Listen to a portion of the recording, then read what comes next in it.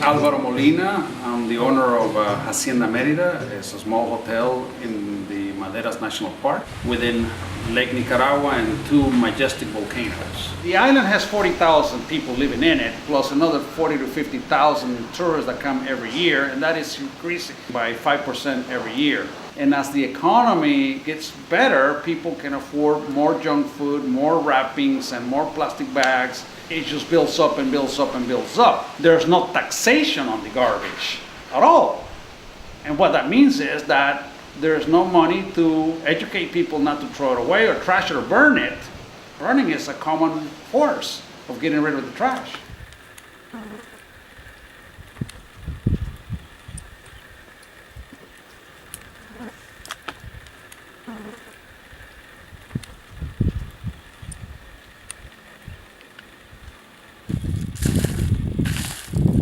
Roofing materials,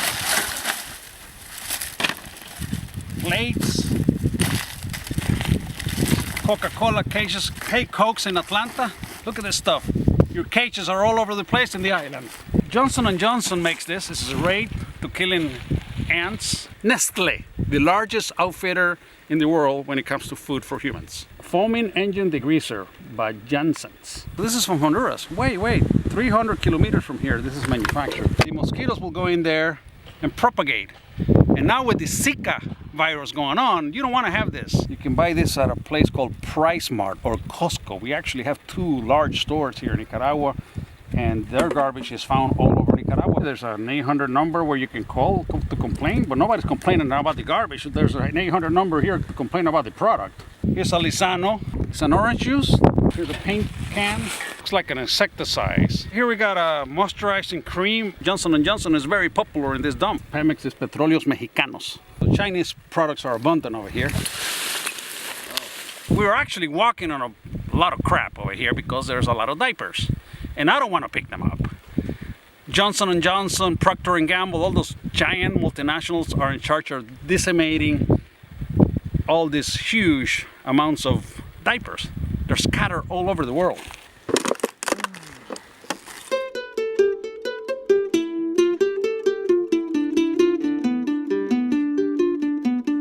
The tourists will buy the bottles water and they're just left behind. So you put a plastic bag and a wrapping, Doritos, Oreo cookies, whatever stuff can you put in here, you manually compact it until you reach 400 grams of weight, and then you have a solid structure. And then once you have it in here, the wind doesn't take it away, it rains right on it.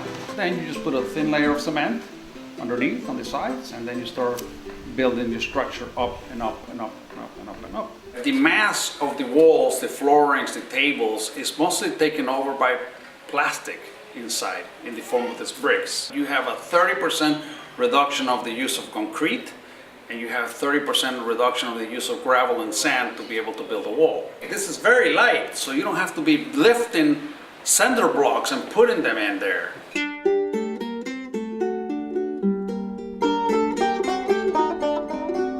Each classroom that we build, we use 5,000 bottles. And if you do the math, it's more than a ton of rubbish. In total, we have 54 kids enrolled for 2016. Our average score is 94%. So most of the kids here are very, very extremely bright, good students. We have an excellent retention rate. So the same kids that were here last year, they're here this year and the previous year. Nobody pays to send their kids here. It's free. We're hoping to build 4 more classrooms within the next 4 years and 20,000 bottles that will be needed to finish the school. The financing and the funding came from the hotel's profits. In other words, you have to stick your hand in your pocket and say, here it is, and address the problems. Focus on 2 main problems, education and the environment. And those 2 things we've been focusing on for the last 15 years.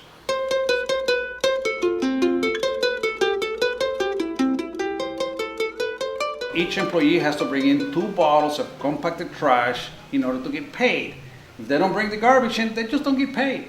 If the locals want to have access to our router and get the password, it's 1 bottle of compacted trash in order to have access to the internet. And what do? They just buy it from their cousins or the aunts or family members that are into the eco-bricking too. Every massage represents 9 bottles. So if a tourist comes to this hotel, they get a massage. We purchase 9 bottles with the profits from the massage. The guys that come and take people out on tours in this wonderful island, we set aside $5, which equals 9 bottles of compacted trash, and we buy it from the locals. If we do a lot of business and a lot more tourists coming in, then automatically, for the virtue of the system that we created, the garbage is gathered, is picked up, and has an economic benefit. It creates a health benefit by people walking and exercising, because you have to walk 2 to 3 kilometers every day to go and pick up the trash. You have less pollution in the lakes and rivers and oceans, so all this stuff doesn't get washed away. You have an aesthetic benefit because the tourists are looking for clean places to visit. It closes the loop. It ends over here. It doesn't have to be transported back to somewhere else. There's less pressure on the public schools. So now we have 50 children enrolled here that are no longer in the public schools. Once you are taught at a very young age not to litter, not to throw the garbage, to be responsible, you will do it the rest of your life. So the children are getting educated by the virtue of doing eco-bricking. It has had an incredible impact in the community, because now you have fully bilingual rural children and rural teens and young people that they're out there working in different hotels and tour operators. So I'm not afraid, if you have systems in place like this, that tourism will flourish. It's when it flourishes and there's nothing done about it.